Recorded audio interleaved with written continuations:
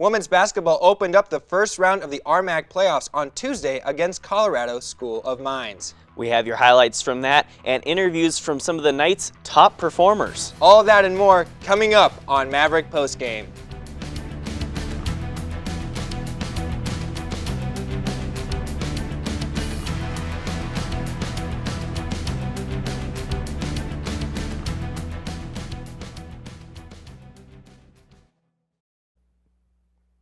Hello and welcome to the special playoff edition of Maverick Postgame. Joe Azar alongside me, as always, is Bryce Reedy, and we are here to bring you all the hoop action that went down last week.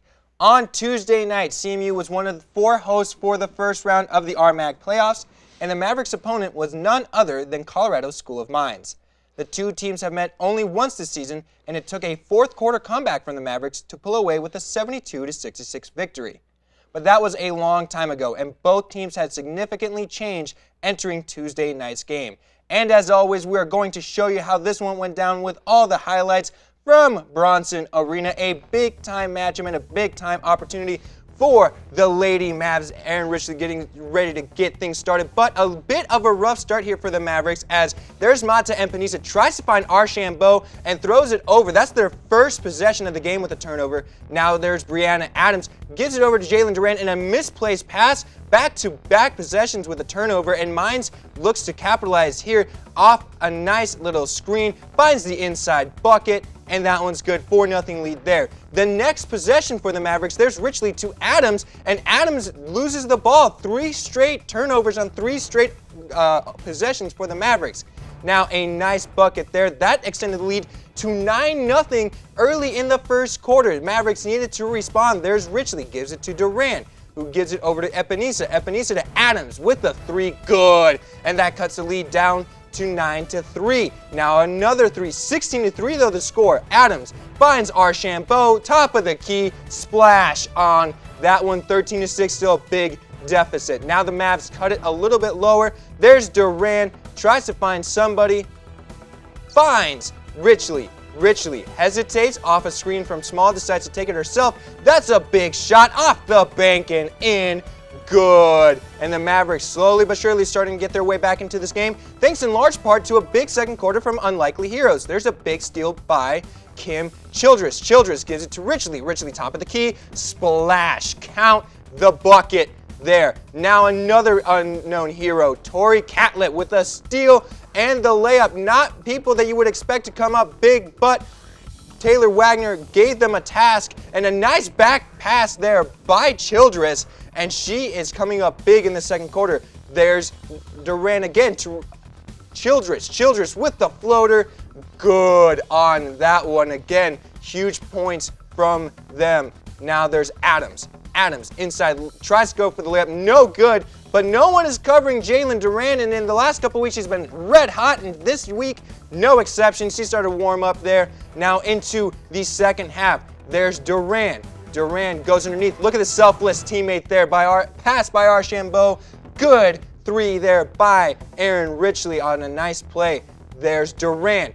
She's going to find Catlett. Catlett gets a shot, and it's good off the friendly hometown roll. Now comes Adams. 3, automatic. That one is good, and the Mavericks starting to run away with this one, and a nice inside pass, and that one good by Durant, and the Mavericks take care of business. So the Mavericks come away with the 73-63 victory over the Ore Diggers to advance to the semifinals in the RMAC playoffs.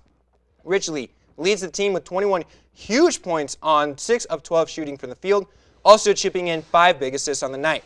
Adams and Durant also scored in double figures as the two combined for 4 made three-pointers on the night. As for the Ore Diggers, they were led by the RMAC's leading scorers Amy Bailey, who put up 23, and was followed up by Elizabeth Tumman, who had 20. After the game, we were able to catch up with some of the players and get their thoughts on a win. Take a listen. I think it's just an eye-opener for us that this is who we are. We can play. I mean, we've been waiting all season for this. Coach has been waiting all season for us to do this, and this is who we are. So I think that is an eye-opener for us. Yeah, definitely. Like, we see the bigger picture, but we're also taking it game by game and just leaving it all out on the floor, even if we do have a game like tomorrow or this weekend, Friday, Saturday. Like, we got to leave it all on the floor for Friday to make it to Saturday. So I think that I can provide. Kim and I both coming in, providing the hustle plays and the energy, and we came out flat tonight, and that's how they got that lead on us, and we just had to come in and have energy. It wasn't anything else that they were doing. We just were a little flat, and we had to take a deep breath as a team and have some energy, and we got some big rebounds and some steals, and it just led to a lead, and then we were in the game, and from there I don't think any of the girls looked back. in the earlier season, I was playing a little bit, and so I think that really helped me to see why and what I really need to do to be able to be that first spark off the bench and bring light to the floor. You have to get the experience to be able to really fit in, I feel like, and I'm getting there. So Personally, I just went in with the same attitude that we're going to win, and I don't want this season to be over. We've worked so hard to get where we are, and we deserve to keep going, and we have the talent and ability to keep going, and anything that I can do to be a part of that, I want to do it. After the flat start, we needed that big second quarter, and we depend on each other, and that shows, and we can move the ball. I think that, and we brought it when we needed it, so. So, Bryce, that was a huge victory for CMU, and there are a couple of unexpected heroes that came up huge in this one. Yeah, both Kim Childress and Tori Catlett came huge for this team, especially after the first quarter where CMU came out really sluggish and found themselves down 18-11. Wagner decided to go away from his normal starters and brought in Childress and Catlett for a huge chunk of this game. Now, the two were only averaging 8 minutes per game during the regular season, and in this first round playoff game, the two of them both played over 20 minutes apiece. They changed the momentum in that second quarter and were a big reason why CMU was able to outscore Mines 24-7 in the second.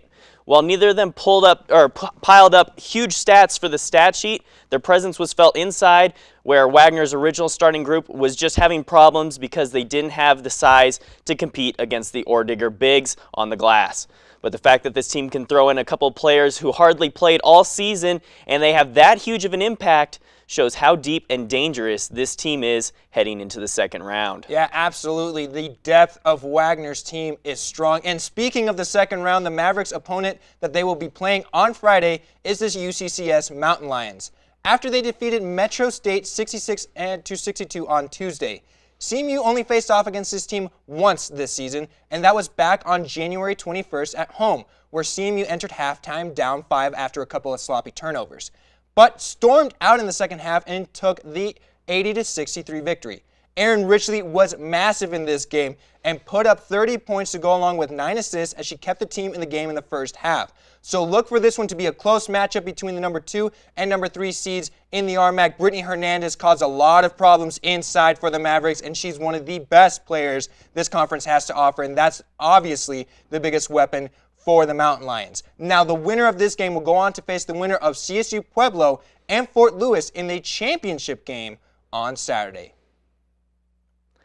Now, while the women's basketball team is playing for the tournament title, the men's team season was not what they had hoped coming into the year. Despite that, however, the team had a chance to be a nuisance for RMAC rival CSU Pueblo when they came into town on Saturday night. And with that, we have the highlights of the final game for the men's team this season from Bronson Arena. It was indeed senior night, as all 4 seniors started for the Mavericks, and it got going early. Nate Hawley off the bat. That 3 is good to give the Mavericks the early lead. Now, another 2-point possession. Eimer Lopez swings it to the corner. Connor, Nichols, Cash, Money. That is a good, nice find there by Lopez. Now, it's a steal for the Mavericks. They have a 2-on-1 opportunity. CJ Davis pulls up from the free throw line. That one is good, and the Mavericks are up 18-11. Now here's Eimer Lopez. Nice drive all the way to the basket. No one was going to stop him there. And here's Sylvester. Nice Euro step there. The Mavericks found themselves up 9 points, and now they're up 11. And once again, that is Kabir West from mid-range. That one is good. And now game's getting close as time's going down in the second half, but Lopez with the breakaway, little heave up to Kabir, not a dunk, but still a nice play for the Mavericks. Now, Tanner Riley getting in the action. He drives, gets the foul and one, and now the Mavericks trying to pull away in the third quarter. Here's another great steal. It's James Sylvester with the dunk.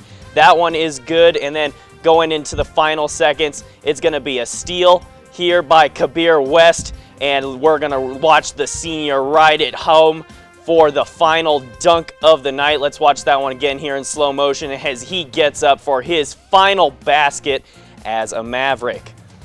So the Mavericks were able to come away with the upset victory over the 18-7 Thunderwolves, 96-85. The four seniors for the Mavericks combined for 61 of the Mavericks' 96 points on senior night, with Lopez leading the way with 22. CMU also did a nice job of sharing the ball on the night, finishing with 18 total assists on 29 made baskets. CMU finished the season with an 8-20 overall record, but a statement win against a top RMAC opponent is a good thing to take into the offseason. Well, since our coverage of this year's basketball season is sadly over, we have decided to have a little send-off for some of the seniors on both the men's and women's basketball team. That's right, Joe. We have for you the top 5 plays from this year's basketball senior class. Let's jump right into these amazing highlights, and we're going to start off with none other than Nate Hawley. Now, this came last season against New Mexico Highlands. It was a key point in the game, and he finds himself in the corner. Splash! That gave the Mavericks a lead. Here comes James Sylvester. Now, this isn't a highlight of a game, but it's my show, my rules. There's a big dunk there over 2 people. James Sylvester announcing himself to the Maverick faithful. That won him the dunk contest back at Midnight Madness. All right, and number 3 on this list, Kabir West. And we're going to watch him as it is a fast break opportunity. And Brandon Hoffer's going to find him for the alley-oop slam. Goodness. Let's watch this again. Wha-bam! Great dunk there by West. Well, we can't have a senior send-off without having a Brianna Adams 3, and this one came in last year. Big-time 3 there, and that one was a 4-point play. That is a proper send-off for one of the program's best players of all time. But let's be honest, Eimer Lopez here in the playoff game against New Mexico Highlands. I'm going to put you on a poster to win this game, as Eimer Lopez did that for the Mavericks to win the first round last season. And that was an impressive dunk, to say the least. It blew the roof off the place at Bronson Arena. Moving over now to CMU indoor track and field, and they had a good weekend, and they will be sending 2 athletes to the track and field championships all the way in Birmingham, Alabama. D'Angela Foster goes into the championships ranked 14th with a score of 5,076 points in the heptathlon. That is a CMU record for that event. The other event that will be attending the championships is Nolan Ellis, who's ranked 13th in the pole vault with a leap of 16-5.5. This is also a current school record. This will be Ellis' second trip to the national championship, as he did the same for the Mavericks in the 2016 Outdoor Championship. We wish him the both best of luck in the upcoming week. Now, baseball played a 4-game series this weekend at home against Cal Baptist, and the team was coming off 2 straight losses in their last series and was looking to get back on the right track. However, the first 2 games didn't go the Mavericks' way, as the team lost the first game in the series 3-7 and followed it up with another loss in the first game of the doubleheader, 5-8 on Saturday. That made it 4 in a row for the nationally ranked Mavericks, but the team managed to tie up the series with a 6-2 victory and a 10-1 statement win on Sunday, and CMU now sits at 7-5 overall on the season. The Mavericks' next opponent will be against Colorado Christian University for a 4-game series this weekend at Simplicios Field. All right, baseball is back, and it's going to be a beautiful weekend over there at Simplicio Field, Bryce. But it's time now to announce our Maverick of the Week, and we are going to give it to Kim Childress for her play off the bench in Tuesday night's victory. It was a toss-up between Childress and Catlett. Childress finished with 5 points and 6 rebounds and a dirty assist to help the Mavericks advance to the second round of the RMAC playoffs. Congratulations to her and her team. That was a big-time performance off the bench by her. That's all we have here this week. As always, come back next week to see everything you missed in Maverick sports. I'm Bryce Reedy. He's Joe Azar. Make it a great week, CMU.